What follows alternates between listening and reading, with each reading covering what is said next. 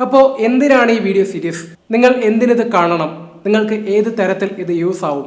നമുക്ക് നോക്കാം. മീൻപിടുത്തം പഠിച്ചിട്ട് സർട്ടിഫിക്കറ്റും കൊണ്ട് ചേട്ടാ മീൻപിടുത്തത്തിന്റെ വാക്കൻസി എവിടെയെങ്കിലും ഉണ്ടോ എന്ന് ചോദിച്ചിട്ട് നടക്കുന്നത് കണ്ടിട്ടുണ്ടോ? അവർക്ക് ആ ഒരു പ്രശ്നമില്ലെങ്കിൽ എന്തുകൊണ്ടാണ് ഇലക്ട്രോണിക്സ് പഠിച്ചു, കമ്പ്യൂട്ടർ സയൻസ് പഠിച്ചു, മെക്കാനിക്കൽ പഠിച്ചു, നമ്മൾ എന്തുകൊണ്ട് സർട്ടിഫിക്കറ്റും പിടിച്ച് വാക്കൻസി അന്വേഷിച്ച് ജോലി ഇല്ലാതെ നടക്കുന്നു? ഇങ്ങനെ ഒന്ന് സങ്കല്പിച്ച് നോക്കൂ. ഞാൻ പറഞ്ഞു വരുന്നത് എന്തിനെ പറ്റിയാണെന്നുള്ള ക്ലൂ നിങ്ങൾക്ക് കിട്ടിയിട്ടുണ്ടാവും. നമ്മളുടെ 4 വർഷത്തെ ബിടെക് ഇതിന്റെ സിലബസ് യഥാർത്ഥത്തിൽ ആദ്യം ഉണ്ടാക്കിയവർ ഉദ്ദേശിച്ചത് ഇങ്ങനെയൊക്കെ തന്നെ ആയിരിക്കില്ലേ? അപ്പോൾ നമ്മൾക്ക് എവിടെയാണ് തെറ്റിയത്? ബിടെക് കഴിഞ്ഞിട്ടിരിക്കുകയാണോ? ഇനി നിങ്ങൾ പ്യൂർലി ഒരു എന്തോസിയസ്റ്റ് ആണോ? അല്ലെങ്കിൽ നിങ്ങളൊരു വർക്കിംഗ് പ്രൊഫഷണൽ ആണോ? നിങ്ങൾക്ക് ഇലക്ട്രോണിക്സ് പഠിച്ച് പതുക്കെ പ്രോഗ്രാമിംഗ് പഠിച്ച് നിങ്ങൾക്ക് ഈ ലോകത്തിൽ എന്തൊക്കെയോ പ്രാക്ടിക്കലി ചെയ്ത് നോക്കണം എന്നുണ്ടോ? നിങ്ങൾക്കും സ്വാഗതം. Hi friends, welcome back to spoke innovations. ഇതിനു മുമ്പ് നമ്മൾ ചെയ്ത വീഡിയോകൾക്ക് നിങ്ങൾ തന്ന സ്നേഹത്തിനും സഹകരണത്തിനും ഒരുപാട് നന്ദി. ഇന്ന് നമ്മൾ ഒരു പുതിയ ടെക് സീരീസ് തുടങ്ങുകയാണ്. ഒരു പുതിയ fresh starting in embedded system development. അപ്പോൾ എന്തിനാണ് ഈ വീഡിയോ സീരീസ്? എന്തിനാണ് ഈ ടെക് സീരീസ്? നിങ്ങൾ എന്തിനിത് കാണണം? നിങ്ങൾക്ക് ഏത് തരത്തിൽ ഇത് യൂസ് ആവും? നമുക്ക് നോക്കാം. ഷേക്സ്പിയർ സാറിൻ്റെ ഇംഗ്ലീഷ് നാടകം ഞാൻ വായിച്ചിട്ടുണ്ട്. അത് ആഗ്രഹം ഉണ്ടായിട്ട് വായിച്ചല്ല, എനിക്ക് പഠിക്കാനുണ്ടായിരുന്നു. ആക്ച്വലി അത് വായിക്കുമ്പോൾ ഞാൻ ഓർത്തത് ഈ ഷേക്സ്പിയർ സാറിൻ്റെ ഇംഗ്ലീഷ് നാടകം വായിച്ചിട്ടായിരിക്കും ഷേക്സ്പിയർ സാർ ഇംഗ്ലീഷ് പഠിച്ചത്. ഐൻസ്റ്റീൻ സാർ അദ്ദേഹം ആക്ച്വലി പഠിക്കാൻ പോയപ്പോൾ സ്കൂളിലെ ടീച്ചേഴ്സ് എല്ലാം വിചാരിച്ചത് ഇയാൾക്ക് പഠിക്കാൻ അത്ര കഴിവൊന്നുമില്ല, വളരെ സ്ലോ ആണ് എന്നൊക്കെയാണ് വിചാരിച്ചത്. എന്തൊക്കെയാണെങ്കിലും പുള്ളി 15ാമത്തെ വയസ്സിൽ പുള്ളി തന്നെ സ്കൂളിൽ നിന്ന് ഡ്രോപ്പ് ഔട്ടായിട്ട് നേരെ നാട്ടിലേക്ക് പോയി. ഓക്കെ, ജർമ്മനിയിലായിരുന്നു സ്കൂള്, നാടെന്ന് പറയുന്നത് സ്വീഡനാണ്. പുള്ളി അവിടെ പോയിട്ട് സെൽഫ് സ്റ്റഡിയൊക്കെ നടത്തിയിട്ട് ഒരു എൻജിനീയറിങ്ങിൻ്റെ എൻട്രൻസ് അറ്റൻഡ് ചെയ്തു. ഫിസിക്സിലും മാത്സിലും എല്ലാം ഓക്കെയാണ്, പക്ഷേ ബയോളജിയിൽ അത്ര പോരാ എന്നൊക്കെ പറഞ്ഞിട്ട് എൻട്രൻസ് തോറ്റു. എനിവേ വീണ്ടും ട്രൈ ചെയ്തിട്ട് അദ്ദേഹം പഠിച്ച് ഡിഗ്രി എല്ലാം എടുത്ത് അദ്ദേഹത്തിൻ്റെ ആഗ്രഹം ഒരു മാത്തമാറ്റിക്സ് ഫിസിക്സ് എല്ലാം പഠിപ്പിക്കുന്ന ഒരു ടീച്ചർ ആവാനാണ്. പക്ഷേ ഡിഗ്രിയൊക്കെ കൊണ്ടുവന്നിട്ടും യൂണിവേഴ്സിറ്റീസ് ഒന്നും അംഗീകരിച്ചില്ല, ടീച്ചറാക്കിയതുമില്ല. എന്നിട്ടോ നമ്മൾ ഇപ്പോൾ ഇദ്ദേഹത്തിൻ്റെ തിയറീസ് എല്ലാം വായിച്ച് പഠിച്ചുകൊണ്ടിരിക്കുന്നു. അപ്പോൾ പറഞ്ഞു വന്നത് എഡ്യൂക്കേഷണൽ സിസ്റ്റം, നമ്മുടെ ട്രഡീഷണൽ സിസ്റ്റത്തിന് എന്തൊക്കെയോ കുഴപ്പങ്ങളുണ്ടല്ലേ? നമ്മളെന്തായാലും ഇപ്പോൾ അവരുമായിട്ടൊരു മൽപ്പിടുത്തത്തിന് തയ്യാറല്ല, നമ്മൾക്ക് ടൈമില്ല. ഓക്കെ, നമ്മൾ പേടിച്ചിട്ട് ഒഴിഞ്ഞു മാറുന്നതല്ല. നമ്മുടെ സിനിമയിൽ ഇന്ദ്രചേട്ടൻ പറയുന്ന പോലെ വില്ലൻ പറയും നമുക്ക് അവരെ ശക്തി കൊണ്ട് നേരിടാൻ കഴിയില്ല. അപ്പോൾ ഇന്ദ്രചേട്ടൻ പറയും നമുക്കാണെങ്കിൽ ബുദ്ധിയില്ല. അങ്ങനെ പറഞ്ഞിട്ട് നമ്മൾ മാറി നിൽക്കുന്നതല്ല. ആക്ച്വലി നമ്മൾക്കൊരു ഇൻ്റലക്ച്വൽ മൽപ്പിടുത്തം, നമ്മുടെ സ്വാമിജിയൊക്കെ പറയുന്ന പോലെ education is not the amount of information that is put into your brain and runs riots there for undigested for a life time. ഇങ്ങനെയുള്ള കുറേ കടിച്ചാപ്പൊട്ടാത്ത കുറേ ഇൻ്റലക്ച്വൽ സംഗതികളൊക്കെ പഠിച്ച് നമ്മളിങ്ങനെ എന്തൊക്കെയോ വാഗ്വാദങ്ങളെയൊക്കെ ഏർപ്പെട്ട്, ഞാൻ ഉദ്ദേശിക്കുന്നത് അതേയല്ല. ഞാൻ സിമ്പിളായിട്ട് ചോദിക്കട്ടെ, മുടി വെട്ടാൻ പഠിച്ച ഒരാൾ ജോലിയില്ല എന്ന് പറഞ്ഞിട്ട് തേരാപ്പാര നടക്കുന്നത് നിങ്ങൾ കണ്ടിട്ടുണ്ടോ? മീൻപിടുത്തം പഠിച്ചിട്ട് സർട്ടിഫിക്കറ്റും കൊണ്ട് ചേട്ടാ മീൻപിടുത്തത്തിന്റെ വാക്കൻസി എവിടെയെങ്കിലും ഉണ്ടോ എന്ന് ചോദിച്ചിട്ട് നടക്കുന്നത് കണ്ടിട്ടുണ്ടോ? അവർക്ക് ആ ഒരു പ്രശ്നമില്ലെങ്കിൽ എന്തുകൊണ്ടാണ് ഇലക്ട്രോണിക്സ് പഠിച്ചു, കമ്പ്യൂട്ടർ സയൻസ് പഠിച്ചു, മെക്കാനിക്കൽ പഠിച്ചു, നമ്മൾ എന്തുകൊണ്ട് സർട്ടിഫിക്കറ്റും പിടിച്ച് വാക്കൻസി അന്വേഷിച്ച് ജോലി ഇല്ലാതെ നടക്കുന്നു? സോ നമ്മൾ തിരിച്ച് നോക്കുകയാണെങ്കിൽ എനിക്ക് മാജിക് പഠിക്കണം. ഓക്കെ, മാജിക് പഠിക്കുന്നതിൽ ഈ പറഞ്ഞ സംഗതിയിൽ തന്നെ ഒരുപാട് വ്യത്യാസങ്ങളുണ്ട്.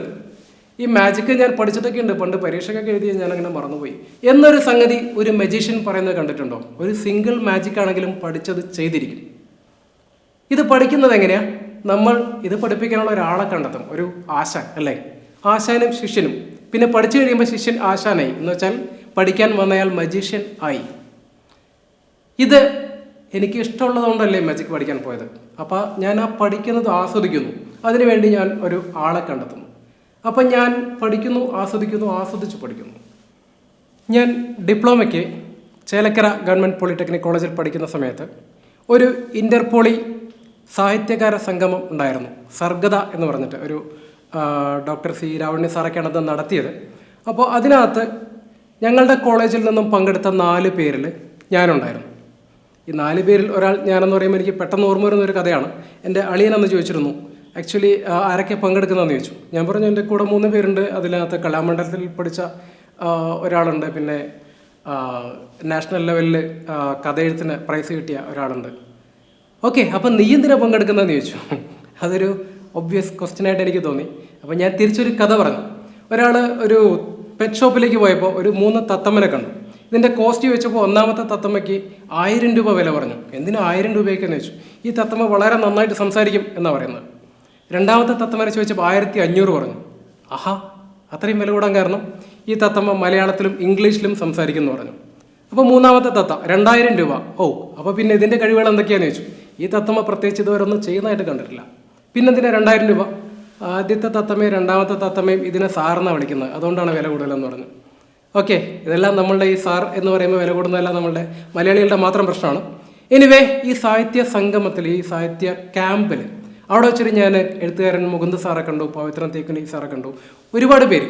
ഓക്കെ, വളരെ രസകരമായിട്ട് ഇവരോടെല്ലാം നമുക്ക് സംവദിക്കാം. ഒരുപാട് സാഹിത്യങ്ങൾ, കവിത ഇവരെന്നെ ആലപിച്ചു. അങ്ങനെ ഒരുപാട് നല്ല മുഹൂർത്തം. 4 ദിവസം ഈ ക്യാമ്പ് ഉണ്ടായിരുന്നു. 40 ദിവസം ഈ ക്യാമ്പ് ഉണ്ടെങ്കിലും നമ്മളങ്ങനെ അത് ആസ്വദിച്ച് അത് പഠിച്ച് നമ്മുടെ കലയെ പരിപോഷിപ്പിച്ച് അങ്ങനെ ഇരിക്കും. 40 ദിവസം വിട്ടിട്ട് 4 വർഷമാണ് എന്ന് വിചാരിക്കാം. 3-ാമത്തെ വർഷം ഈ രാവണി സാറ് എന്നെ വിളിച്ച് പറയുന്നു, നീ ഒരു കാര്യം ചെയ്യ്, ഇത്രയും നാളൊക്കെ ഇവിടെ ഒന്ന് പഠിച്ചല്ലേ, നീ എന്തെങ്കിലും ഒരു ചെറിയ സംഗതി ഒന്ന് ചെയ്ത് കാണിക്കുക എന്ന് പറയുന്നു. വളരെ സ്വാഭാവികം അല്ലേ? അപ്പം ഞാനെന്തോ ഒരു സംഗതി ചെയ്ത് കാണിക്കുന്നു. അത് ഇഷ്ടമായോ ഇല്ലയോ? 4-ാമത്തെ വർഷം കഴിയുമ്പോൾ ഞാൻ പോയി ചോദിക്കുകയാണ്, സാറേ 4 വർഷമൊക്കെ കഴിഞ്ഞ് ഞാൻ വന്നിട്ട് എനിക്ക് വീട്ടിൽ പോകണം, ഞാൻ പോട്ടെ എന്ന് ചോദിക്കുകയാണ്. അല്ല, വരട്ടെ, നീ ഇപ്പോൾ 4 വർഷമൊക്കെ ആയി. ഓക്കെ, 4 വർഷമൊക്കെ ആയല്ലേ, ഒരു കാര്യം ചെയ്യ്, നീ ഒരു നല്ല ഒരു സൃഷ്ടി നിൻ്റെ ഒന്ന് ചെയ്ത് കാണിച്ചു താ കലാപരമായിട്ട്, ഞാനൊന്ന് നോക്കട്ടെ, നീ പഠിച്ചോ ഒന്ന് നോക്കട്ടെ എന്ന് പറയാം. ഓക്കെ, അപ്പം ഞാൻ ഒരു നല്ല ഒരു കാവ്യം അല്ലെങ്കിൽ ഞാനൊരു സിനിമ തന്നെ എടുക്കുകയാണ്, അങ്ങനെ എന്തോ ഒരു വലിയ സംഗതി ചെയ്യുകയാണ്.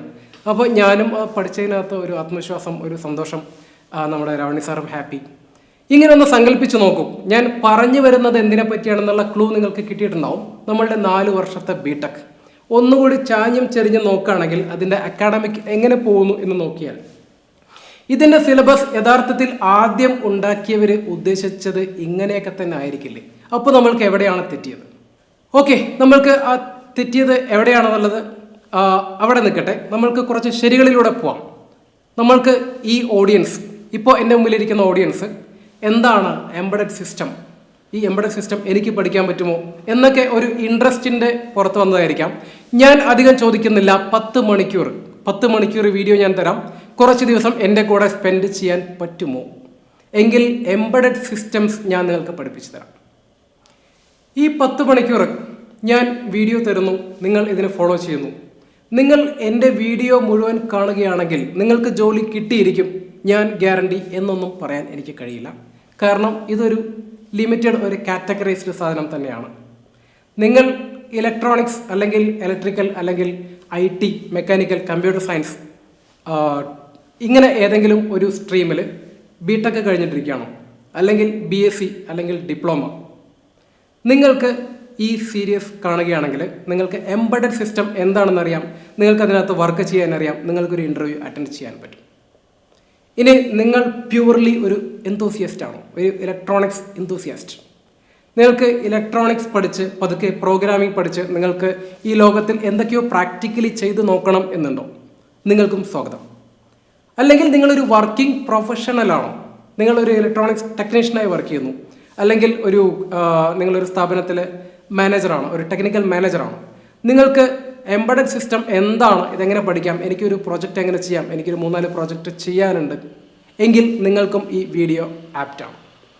എനിവേ, നമ്മൾ ഒരു സീരീസ് ഓഫ് വീഡിയോ വളരെ സിമ്പിൾ ആയിട്ട്, വളരെ ക്രോഡീകരിച്ചിട്ട്, ആവശ്യമുള്ള സ്റ്റെപ്സ് മാത്രം വെച്ചിട്ട്, വളരെ ലളിതമായിട്ട്, എന്നാൽ നമ്മൾക്ക് ആവശ്യമുള്ളതെല്ലാം നമ്മൾക്ക് നമ്മൾക്ക് കിട്ടിയിരിക്കും. ആ കീ യൂസ് ചെയ്തിട്ട് നിങ്ങൾക്ക് എത്ര വേണമെങ്കിലും എക്സ്പ്ലോർ ചെയ്യാം. ഇങ്ങനെ ഒരു വീഡിയോ സീരീസ് ആണ് നമ്മൾ സ്റ്റാർട്ട് ചെയ്യുന്നത്. നമ്മൾ ഈ വീഡിയോയിൽ പറയുന്ന കണ്ടന്റുകളെല്ലാം പഠിക്കാനായിട്ട് നമ്മൾക്കൊരു സിമ്പിൾ മെത്തേഡ് തന്നിട്ടുണ്ടാവും. വെരി എൻജോയബിൾ, നമ്മൾക്ക് ഹൃദ്യമായിട്ട് നമ്മൾക്ക് ആസ്വദിക്കാവുന്നതുപോലെ, നമ്മൾക്ക് പഠിക്കാവുന്നതുപോലെ ഒരു സീരീസ്. അപ്പോൾ അടുത്ത വീഡിയോ നമ്മൾക്ക് എത്രയും പെട്ടെന്ന് വരും. നിങ്ങളുടെ ഇൻട്രസ്റ്റഡ് ആയിട്ടുള്ള ഫ്രണ്ട്സിന്, നിങ്ങളുടെ ഇലക്ട്രോണിക്സ്, കമ്പ്യൂട്ടർ സയൻസ് അല്ലെങ്കിൽ ടെക്നിക്കൽ ഫ്രണ്ട്സിന് നിങ്ങൾ ഈ വീഡിയോ ഷെയർ ചെയ്യുക. നമ്മളുടെ അടുത്ത വീഡിയോ വരുന്ന കൃത്യമായിട്ട് കാണാൻ നിങ്ങൾ ബെൽ ബട്ടൺ എല്ലാം അമർത്തി വയ്ക്കുക. സബ്സ്ക്രൈബ് ചെയ്തിട്ടില്ലെങ്കിൽ സബ്സ്ക്രൈബ് ചെയ്യുക. നിങ്ങളുടെ താല്പര്യങ്ങൾ, നിങ്ങളുടെ ഇൻട്രസ്റ്റ് അല്ലെങ്കിൽ നിങ്ങളുടെ ഈ വീഡിയോയ്ക്കുള്ള നിർദ്ദേശങ്ങൾ ഇതെല്ലാം താഴെ കമൻറ്റുകളായിട്ട് ഇടുക. അടുത്ത വീഡിയോയുമായിട്ട് വീണ്ടും കാണാം. താങ്ക്